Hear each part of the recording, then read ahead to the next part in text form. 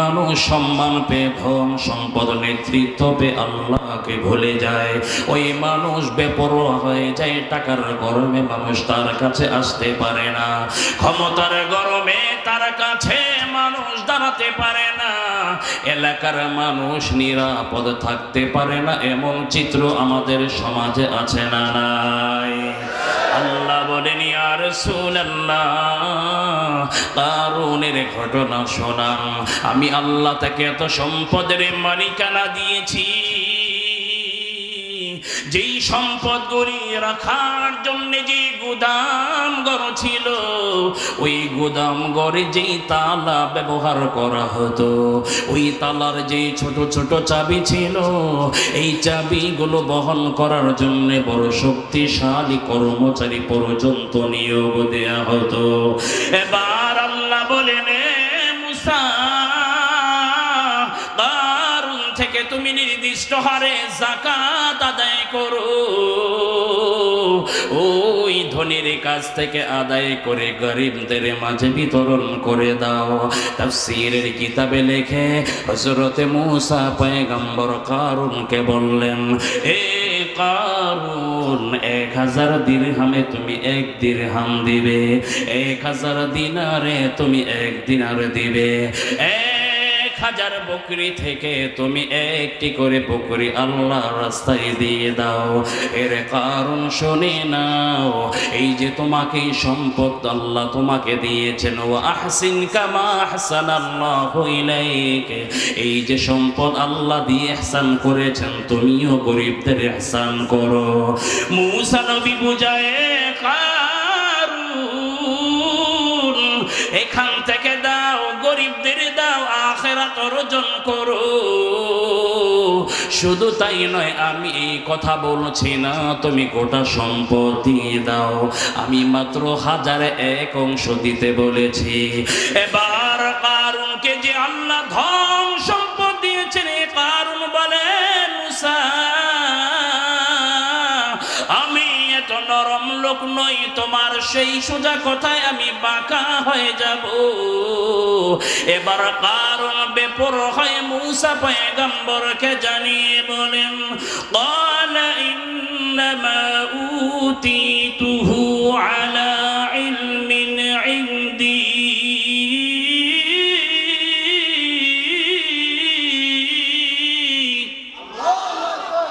কারুন বলে, মুসা, তুমি আমাকে এত কথা বুঝাচ্ছ, আবতাগি ফীমা আতাকাল্লাহু দারাল আখিরা, আমি যাকাত দিয়ে আখিরাত কামাই করব। তুমি বলছো আল্লাহ যেমন আমাকে দিয়েছেন আমিও গরিবকে দিতে, তুমি আমাকে বুঝাচ্ছ যে এইভাবে সব না দাও, 1001 অংশ তুমি দাও। রাখো তোমার কথা, তুমি তোমার আল্লাহর কথা বলো, তোমার আল্লাহর কিসের ইহসানের কথা বলো। ইন্নামা উতীতুহু আলা ইলমিন ইনদি, আমার যে সম্পদ যা কিছু আছে সব আমার ইলমিন ইনদি, আমার জ্ঞান বুদ্ধি গরিমা দিয়ে উপার্জন করেছি।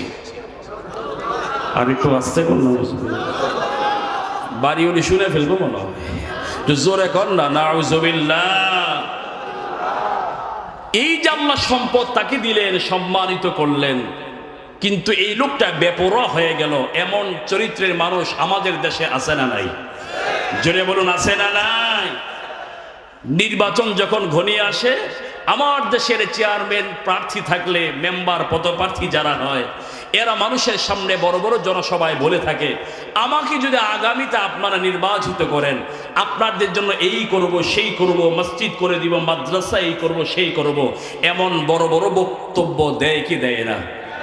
যেই নির্বাচনে পাশ করে চেয়ারে বসে, তখন এই মাদ্রাসা মসজিদের খেদমত করবে তো দূরের কথা, এমন অবস্থা হয়ে যায় যেই নির্বাচনের আগে আলেমদের কাছে দোয়া চায়, মসজিদে মসজিদে ঘুরে ঘুরে জুমার নামাজ পড়ে পড়ে জুমার দিন দোয়া চায়, এই লোক এই চেয়ারে বসে আবার সেখানে বসে ওয়াজ মাহফিলে বাধা দান করে। সেই কারণ আর এই যুগে যারা এই চরিত্রের চরিত্রবান, আমি মনে করি এদের মাঝে কোনো পার্থক্য নাই, ঠিক কিনা বলে? সুতরাং আল্লাহ আমাদেরকে যা দিয়েছেন, ধন সম্পদ শুরু করে ইজ্জত মর্যাদা, বিশ্বাস করতে হবে যিনি দিয়েছেন তিনি কে। জুড়ে বলতে হবে কে? আর সেটা কিভাবে ব্যবহার হবে, কোথায় কিভাবে লিড দিতে হবে, পরিচালনা করতে হবে, তারও আল্লাহ পাক নীতি নির্ধারণ করে দিয়েছেন, সেটাও আমাদের মানতে হবে, ঠিক কিনা বলেন? এবার আসেন আর একটু সামনে বলি। এ কারুনকে আল্লাহ পাক এত সম্পদ দান করলেন, মুসা নবী, এবার মুসা আলাইহিস সালাতু ওয়াস সালাম কে মুসা নবী যখন বুঝাতে লাগলেন, কারুন এই কথা বলছে, আল্লাহ বলে মুসা তুমি কারুনকে একটু জ্ঞান দিয়ে দাও। কি জ্ঞান দিব? আল্লাহ বলেন মুসা তুমি কারুনকে বলো। সে বলছে ইন্নামা উতিতুহু আলা ইলমিন ইনদি আওয়ালাম ইয়ালাম আল্লাল্লাহ ক্বাদ আহলাকা মিন ক্বাবলিহি মিনাল কুরুনি মান হুয়া আশাদ্দু মিনহু কুওয়া ওয়া আকসারু জামা।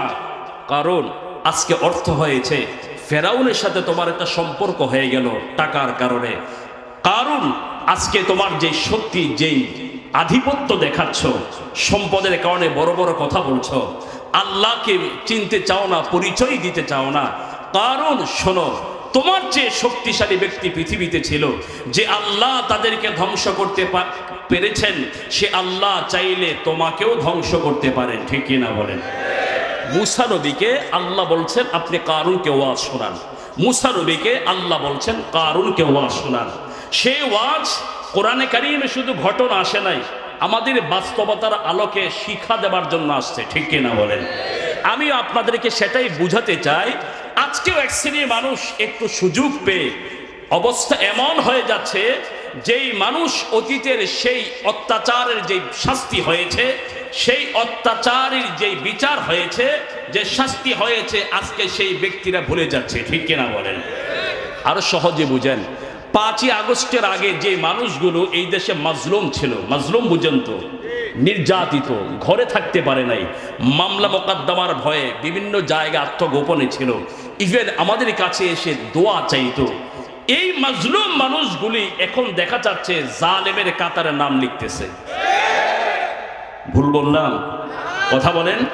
আমি তাদেরকে সেই কারুনকে নিয়ে মুসা নবীকে আল্লাহ যে হুকুম দিয়েছেন তাকে জানিয়ে দেন, আওয়ালাম ইয়ালাম আন্নাল্লাহ ক্বাদ আহলাকা মিনাল কুরুন, আল্লাহ আগে এক জাতিকে ধ্বংস করেছেন, যারা মান হুয়া আকসারু আশাদ্দু কুওয়া, যারা শক্তির দিয়ে অধিক শক্তিশালী ছিল, জনমতের দিক দিয়ে অধিক জনমতের অধিকারী ছিল, যে আল্লাহ তাদেরকে শেষ করে দিতে পারেন, আল্লাহ চাইলে তোমাকেও শেষ করে দিতে পারেন। আমি বুঝাতে চাই 5ই আগস্টের আগে যে মানুষগুলি মাজলুম ছিলাম, এমন চরিত্র আমরা না দেখাই যেটা সেই জালেম যা করেছিল। আমাদের চরিত্র যদি সেটাই হয়, তাহলে তো আমরাও জালেমের অন্তর্ভুক্ত হলাম, ঠিক কিনা বলেন? এর জন্য হাতে পায়ে ধরি যুবকদেরকে বলছি, মাজলুম হয়ে থাকবো, প্রয়োজনে জালেম হব। বলেন, প্রয়োজনে মাজলুম থাকবো, জালেম হব। মাজলুমের দোয়া কবুল হয়, জালেমের উপরে আল্লাহর গজব নাজিল হয়, ঠিক কিনা বলেন? এই জন্য মনে থাকবে ইনশাল্লাহ। আমি ছোট্ট ছোট্ট দুই একটা কথা বলে আমি বিদায় নেব, যে প্রয়োজনে আমি মাজলুম থাকবো, জালেম হব। হযরতে মুসা আলাইহিস সালাতু ওয়াস সালাম দাওয়াত দিতে লাগলেন, কারুনের অহংকার বেড়ে গেল, সম্পদ পেয়েছে তো আল্লাহকে ভুলে যায়।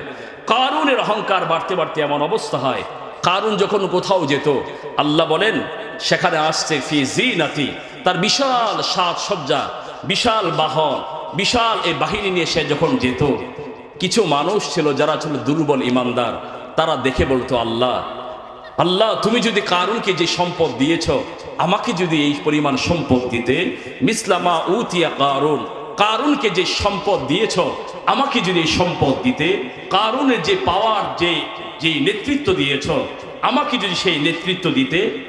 এই ধরনের কিছু মানুষ আমাদের দুনিয়াতে আছে, সম্পদে শেষ হয় না, আল্লাহর নিয়ামত এত দিয়েছেন, তারপরও আফসুস আফসুস করেই বেড়ায়, আছে না নাই? অন্যেরটা দেখে বলে, আল্লাহ তুমি আমারে কেন দিলা না, তাকে দিলা, আমারে দিলা না, আর তারটা দেখে থেকে আফসুস করতে করতে তার জীবন শেষ। এক পর্যায়ে হিংসা, প্রতিহিংসার আগুনও তার অন্তরে জ্বলতে থাকে। কথা বলেন না কেন? এই রোগ আছে না নাই? আমি বলতে চাই এটাও দূষণীয়, এটা করা যাবে না। সম্পদ আল্লাহ যা দিয়েছেন এটা নিয়েই বলতে হবে আলহামদুলিল্লাহ। অন্যেরটা দেখে কখনো আফসোস করব? বলেন, অন্যেরটা দেখে কখনো আফসোস করব? হ্যাঁ, আসেন, আফসোস করলে এখানে তো কোরআনে কারিমের সামনে নেই, তাহলে আমি বুঝিয়ে আয়াত দেখে দেখে বুঝিয়ে বলতাম যে এই যে যারা আফসোস করেছে কারুনের সম্পদ দেখে, তাদেরই যেই বক্তব্য ছিল পরবর্তীতে, আল্লাহ সেটাও সেই কোরআনে সূরাতুল কাসাসে তুলে ধরেছেন। দেখেন হযরতে মূসা আলাইহিস সালাতু ওয়াস সালাম এভাবে কারুনকে বলছেন, কারুন যাকাত দাও, তুমি একটা নির্দিষ্ট হারে কিছু সম্পদ দিয়ে দাও। কারুন সহ্য করছে না, এক পর্যায়ে বলছে আর মূসাকে সামনে বাড়তে দেওয়া যাবে না। এবার কারুন সিদ্ধান্ত নিল যে মূসাকে তার ইজ্জত হানি ঘটাতে হবে। কিভাবে কি করবে? এক বেশ্যা মহিলাকে মূসা নবীর পিছনে লেলিয়ে দিল, তোমাকে যা চাও তোমাকে তাই দিব, তুমি শুধু মূসা যখন ওয়াজ করবে তখন তুমি আমার কথাটাকে প্রমাণ করার জন্যে তুমি আমার পক্ষে শুধু তুমি একটা সাপোর্ট দিবে, যদি দাও তোমাকে তুমি যা চাও তাই তোমাকে দিব। নাউজুবিল্লাহ বলেন। আমার ভাইরাও বন্ধুরা ভালো করে বুঝবেন, আল্লাহর নবী হযরতে মূসা কালিমুল্লাহ জাতির উদ্দেশ্যে বয়ান করেন। এবার কারুন গিয়ে বলে, মূসা তুমি এখানে তোমার এক আল্লাহর কথা বলো, ধর্মের কথা বলো। মূসা রে, তুমি যে এত বড় অপরাধ করেছো এই সাজা কে নেবে? মূসা পয়গম্বর বলে, কারুন তুমি এটা কেমন করে বলো, আমি কি অন্যায় করেছি? কারুন বলে, যদি তুমি অন্যায় করো তার যেই সাজা হয় তুমি কি শাস্তি গ্রহণ করবে? আল্লাহর পয়গম্বর মূসা বলে, কারুন রে, ও কারুন, আমি যদি অপরাধী হই আমি অপরাধ মেনে নিই, আমি শাস্তি গ্রহণ করব। এবার কারুন বলল, মূসা তুমি না অমুক মহিলার সাথে জিনা করেছো। নাউজুবিল্লাহ বলেন। হযরতে মূসা কালিমুল্লাহ বলে, কারুন রে, এটা কেমন করে বলি সেই কথা? আমি পয়গম্বর অন্যের সাথে জিনা করব? এবার কারুন বলে, তোমার যদি বিশ্বাস না হয় তোমার সামনে প্রমাণ দেখায়। এবার ওই মহিলাকে যার সাথে কন্টাক্ট করা হয় পয়গম্বর ইজ্জত হানি করবে, ওই মহিলাকে ডেকে আনা হয়। তুমি বলো তোমার সাথে কে মূসা জিনা করে নাই? আল্লাহর কি ইচ্ছে হয় রে ও বাবারা? আল্লাহ পাক এই মহিলার ভিতরে হেদায়েতের নূর দিয়েছেন। এই মহিলা বড় জবান খুলে বলে, ও পয়গম্বর, আপনি একজন সত্য পয়গম্বর, আমি কেমন করে আপনার বিরুদ্ধে মিথ্যে কথা বলবো? কারুন আমার সাথে কন্টাক্ট করে এনেছে আপনার ইজ্জত হানি ঘটাবার জন্যে। আমি আল্লাহর কসম করে বলি, আপনি এমন সত্যের অধিকারী পয়গম্বর হয়ে আপনি আমার সাথে কোনো জিনা ব্যভিচার করেন নাই। জোরে জোরে বলেন সুবহানাল্লাহ। এবার আল্লাহর পয়গম্বর মূসা কালিমুল্লাহ জমিনে আল্লাহর কুদরতি পায়ে সিজদায় পড়ে বলে, আল্লাহ, যে কারুন আমি পয়গম্বরের ইজ্জতের চাদর দূরে টান দিয়েছে, ও আল্লাহ, এবার এ কারুনকে ছাড়া যাবে না। আমি তোমার কাছে কারুনের বিরুদ্ধে মামলা দায়ের করলাম, তুমি একটা বিচার করে দাও যেন পৃথিবীর ইতিহাসে স্বর্ণাক্ষরে লিখিত হয়ে থাকে। নবীদের ইজ্জত নিয়ে টানাটানি করলে যে সাজা যিনি দিবেন তিনি কে? আর জোরে বলেন কে? ও ভাইরা, এবার আল্লাহ বলে, মূসা মাথা উঠাও, বলো তুমি কি বিচার চাও? বলে, আল্লাহ তুমি মাটির নিচে দাবাও। আল্লাহ বলেন, মাটি রে ও মাটি, দেরি করো না, তুমি কারুনকে মাটির নিচে দাবাতে শুরু করে দাও।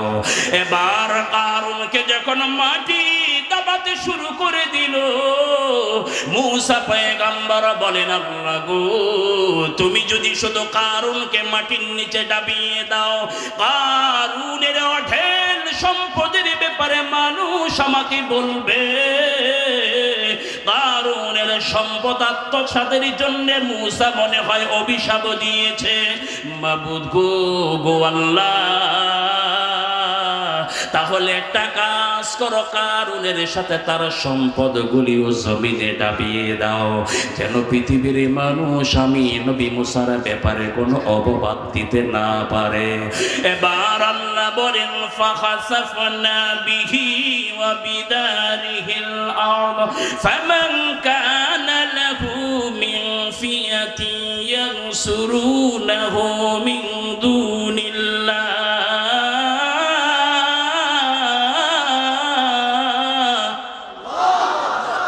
হুকুম দিয়েছে, পৃথিবীতে ডাকতে লাগলো। আল্লাহর হাবিব বলে উম্মতেরা দেখো, সম্পদ নিয়ে নেতৃত্ব নিয়ে যারা অহংকার করে, যে নিজে বেপরোয়া হয়ে যায়, আমার আমার আমার আল্লাহ রাসূল ভুলে যায়, আর এ ধর্মের কথা ভুলে যায়। আল্লাহ বলেন তোমাদের সামনে কারুনের ঘটনা রেখে দিলাম, বেপরোয়া হয়ে যেও না, ভিতরে ভয় রাখো। আল্লাহ জানি আমার সম্পদ কখন ছিনিয়ে নেন, ঠিক কিনা বলেন? এই ভয় যদি আমাদের ভিতরে চলে আসে, তাহলে আমাদের দ্বারা অহংকার প্রকাশ পাবে না, আমাদের দ্বারা মানুষের উপর অত্যাচার করা হবে না। জোরে বলেন ঠিক কিনা? যদি শিক্ষা আমাদের ভিতরে আসে, আমার সম্পদ তো আল্লাহ দিয়েছেন পরীক্ষার জন্য, ঠিক কিনা বলেন? বেপরোয়া হয়ে যাবে না, পেয়েছি তো পেয়েছি, এখন আর কাকে ইজ্জত সম্মান করতে হবে? নেতৃত্ব ক্ষমতা পেয়েছি, যেভাবে ইচ্ছা তাকে সেভাবেই ধরবো, অসম্ভব। এমন যদি অপরাধে জড়িয়ে যায়, আল্লাহ কারণে যে শাস্তি দিয়েছেন, আল্লাহ আমাদেরই কেমন বিপদে ফেলতে পারেন, ঠিক কিনা বলেন? এখান থেকে আরো দুটা শিক্ষা আপনাদেরকে দেই। ওই যে দুর্বল ইমানদার বলেছিল মিসলামা উতিয়া কারুন, হায় আল্লাহ যদি আমারই সম্পদ দিতা, এই যে আফসোস করেছিল না, এই মানুষগুলো যখন দাবা দেখলো তখন আল্লাহকে বলছে, আল্লাহ তোমার দরবারে শুকরিয়া আদায় করছি, তুমি যে আমাকে বাঁচিয়ে দিয়েছো, আমাদের যে সম্পদ দাও নাই, এই জন্যে আমরা অন্যের সম্পদ দেখে কখনো আফসোস করব, কখনো আমরা আফসোস করব না। হুজুর চলে আসছেন, মারহাবা বলেন।